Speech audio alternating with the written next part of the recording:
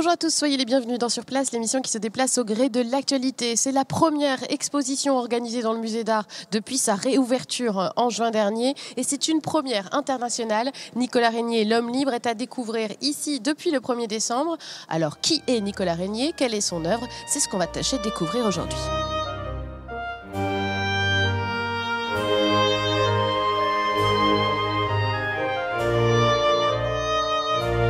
Je suis avec Adeline Collange-Pérugy. Bonjour. Bonjour. Vous êtes conservatrice art ancien et commissaire de cette exposition sur Nicolas Régnier. Alors, on le devine, on le sait, c'est un choix important. C'est la première exposition pour le musée d'art de Nantes. Et vous avez choisi Nicolas Régnier. Pourquoi ce choix? Alors déjà, c'était après cette fantastique installation d'art contemporain, l'idée d'ancrer le musée aussi comme un musée de beaux-arts et de beaux-arts anciens.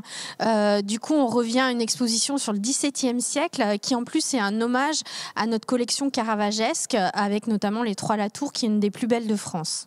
Alors, ce qu'il faut comprendre, ça veut dire qu'il n'y avait pas forcément de tableau de Nicolas Régnier déjà dans les collections du musée. C'est plutôt un hommage à ce que vous avez par ailleurs. Voilà, l'idée de toute façon, c'était aussi de sortir un peu de l'ombre un peintre qui était très très peu connu du grand public.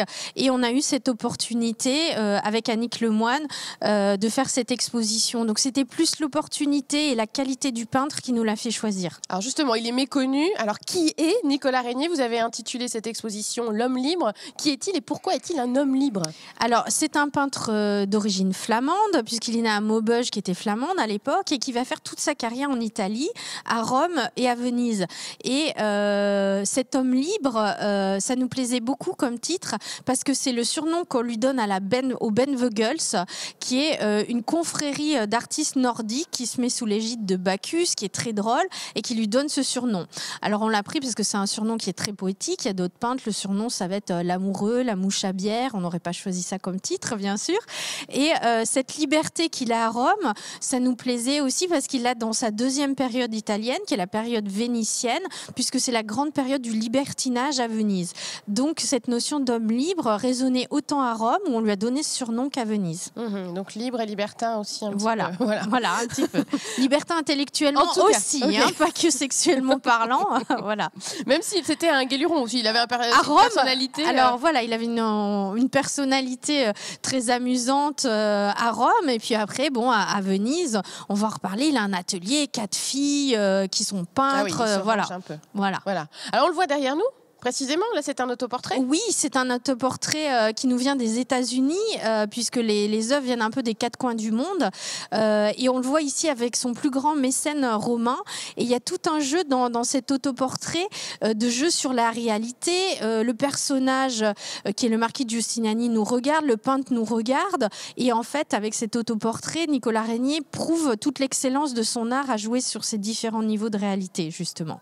On va se déplacer juste à côté pour voir aussi deux tableaux qui aussi sont complémentaires, qui portent même le même titre carrément. Alors oui, c'est un titre en plus qui est nouveau, puisque jusqu'à il y a 3-4 mois, on l'appelait scène de carnaval, scène dans une taverne, farce.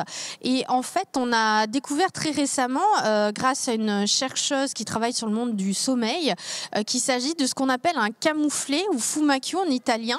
C'est quand une personne s'est endormie soit au mauvais endroit, soit au mauvais moment, eh bien, on fait une blague. C'est une blague du 17e.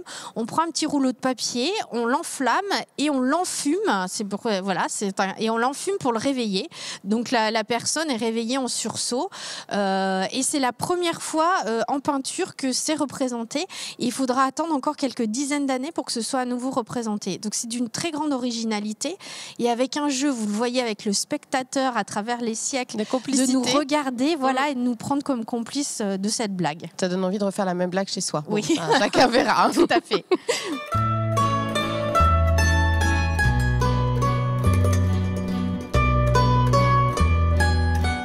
On a changé de code couleur et de ville. On passe de Rome à Venise ici. On s'arrête devant ces deux tableaux qui dialoguent aussi entre eux. Oui, on est dans cette période vénitienne. Il reste 40 ans à Venise. C'est une extraordinaire longévité.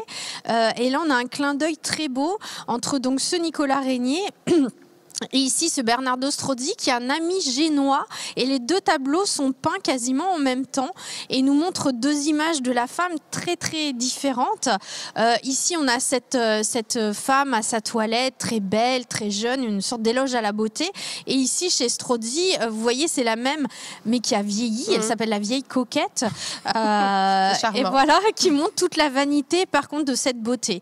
Alors, une des hypothèses, notamment d'Annick Lemoine, c'est qu'ici, on a un éloge de la beauté féminine, puisqu'il y a tout un débat à Venise au XVIIe, dans une académie qui s'appelle l'Accademia dei Incogniti, des inconnus, pour savoir si la beauté de la femme, c'est quelque chose de bon ou de mauvais.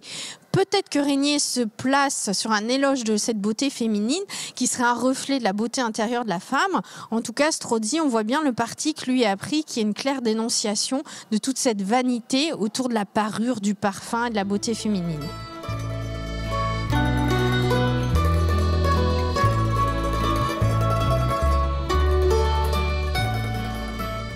Alors, une bonne expo doit aussi avoir ses tablettes numériques aujourd'hui, c'est ça? Donc là, il y a un espace dédié au numérique? En fait, ce n'est pas un espace dédié au numérique, c'est un espace qui est dédié à Régnier. On voulait incarner l'homme, et Régnier, c'est un marchand, un expert et un collectionneur. Et tout ça, on ne pouvait pas l'évoquer dans l'exposition. Du coup, là, derrière moi, vous avez ce mur où on évoque toutes les œuvres qui sont passées dans sa collection et des histoires extraordinaires, parce que cette collection, il l'a vendue par une loterie un an avant de mourir. On évoque aussi avec des jeux, Régnier a été un peu faussaire sur les bords avec un de ses gendres, et on demande aussi aux spectateurs d'essayer un test pour savoir quel collectionneur il est. Donc c'est très ludique, mais en même temps c'est vraiment une partie de la personnalité de Régnier qu'on évoque à travers le numérique, certes, mais je pense qu'on n'aurait pas fait de numérique si on n'avait pas voulu évoquer cette partie-là.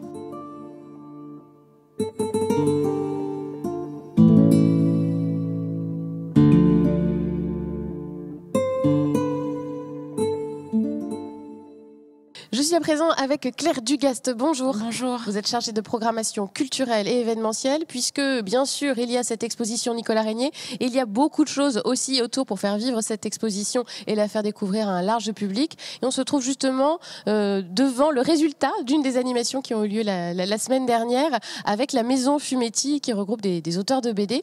Alors c'est quoi qu'on a derrière nous justement? Alors on a le David et Goliath de Régnier, et puis une réalisation d'un dessinateur plutôt proche du graphe qui s'appelle Popeye. Voilà. Et donc là, il y a beaucoup d'auteurs nantais qui ont participé, de dessinateurs. Pas que nantais, ils étaient 6, je tiens à les citer: Karine Bernadou, Olivier Texier, Tanguy Jossic, Popeye, donc, Amélie Patin et Benjamin Bachelier, qui se sont emparés par binôme d'une œuvre de Nicolas Régnier en inventant la scène d'avant ou la scène d'après. Voilà.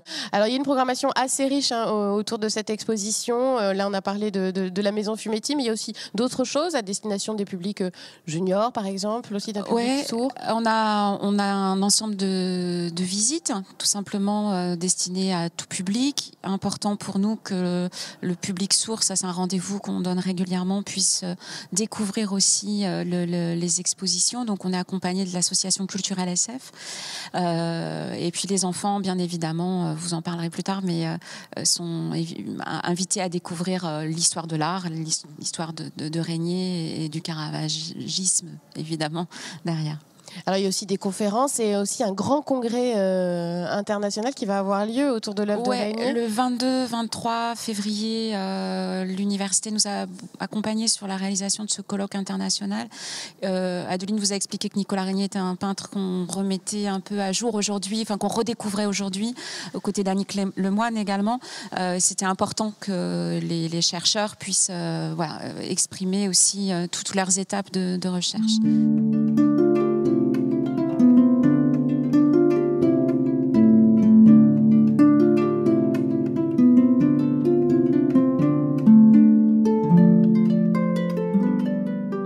Avec Marina Sabrina Bécamp, bonjour. Bonjour. Vous êtes médiatrice conférencière et particulièrement en charge sur cette exposition de l'atelier pour les familles, l'atelier de Nicolas Régnier. Alors pourquoi ce choix? Parce que c'est pas toujours le cas dans les expos d'avoir des espaces dédiés comme ça pour le jeune public notamment. Et on le sait aussi que les musées français sont pas toujours à la pointe là-dessus. Là, sur cette expo, vous avez fait ce choix-là. Alors exactement. Alors le choix résulte de la volonté d'Adeline Collange-Pérugier, qui est conservatrice d'art ancien et commissaire de l'exposition. L'idée étant de proposer une salle ludique et pédagogique à destination du jeune public, plus spécifiquement alors les scolaires, le public familial, pour sortir de la simple observation des œuvres et comprendre davantage l'univers de Nicolas Régnier. Donc on se met dans la peau de l'artiste, dans la peau même du modèle. Exactement. Carrément. Là, c'est ça tout ici. à fait. Alors là, vous avez une sorte de cabine d'essayage. Tout à fait. Une cabine avec des accessoires, puisque les modèles, d'ailleurs, ça peut être un jeu dans l'exposition. On les retrouve d'un tableau à un autre. Ils endossent parfois des rôles différents. Et ce qui va faire la différence, c'est les accessoires, évidemment, qu'ils vont porter. Ensuite, on continue avec une activité un peu plus tactile. Ah, ça c'est bien. Parce que c'est vrai que dans les musées, on n'a pas le droit de toucher. Des tableaux. Or, Nicolas Régnier a un talent quand même pour le rendu des matières. Donc, à l'aide de 2 tableaux, on a la possibilité de toucher, d'essayer de deviner, en fait. À l'aveugle. À l'aveugle, exactement. Les tissus présentés, les localiser, même de trouver leur nom. Moi, j'ai essayé, j'étais mauvaise. Voilà, il y a les réponses, rassurez-vous, à l'intérieur, heureusement, c'est prévu pour. Ensuite, effectivement, plus dans la peau de l'artiste, avec cette possibilité de portraiturer, pourquoi pas, des gens qui nous accompagnent dans l'exposition, de vraies personnes, comme le faisait Nicolas Régnier, à l'aide d'un fond très sombre, rappelant justement le fond caravagesque qu'il utilise beaucoup. Donc on dessine son papa, sa maman, voilà. Exactement, à l'aide de crayons craie. Alors sachez que c'est des œuvres éphémères, oui. Mais voilà, l'expérience est assez intéressante. Et à l'aide d'un moyen moderne, l'électricité et la lampe torche, parce qu'on part aussi du quotidien en fait des visiteurs, il y a la possibilité d'expérimenter le clair-obscur, de dessiner ses ombres et d'exposer même au musée. Mais c'est ça qui est formidable, c'est que voilà, il y a des œuvres qui sont exposées, puis il y en a qui le font vraiment très très bien. Exactement, je pense que nous avons de futurs artistes. Voilà, il y a des vocations qui sont nées. Alors depuis le début de l'exposition, il y a déjà eu des familles qui sont venues, évidemment, des publics scolaires. Comment cet espace est investi? Quelles sont les premières réactions? Alors, les premières réactions sont très bonnes. On a tendance à présenter l'espace pour le jeune public, mais à vrai dire, les grands s'amusent. Vraiment, tous les âges s'amusent. Que ce soit dans la cabine, qu'au niveau du dessin aussi. Voilà, ça permet de s'exprimer, de tester un petit peu les choses. Donc, voilà, ça touche un très grand public.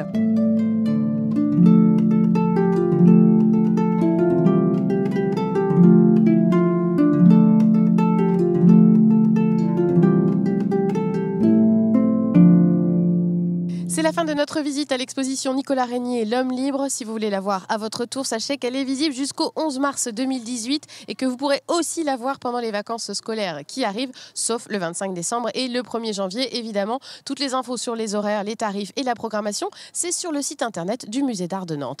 Excellente soirée sur Télé Nantes, à très vite.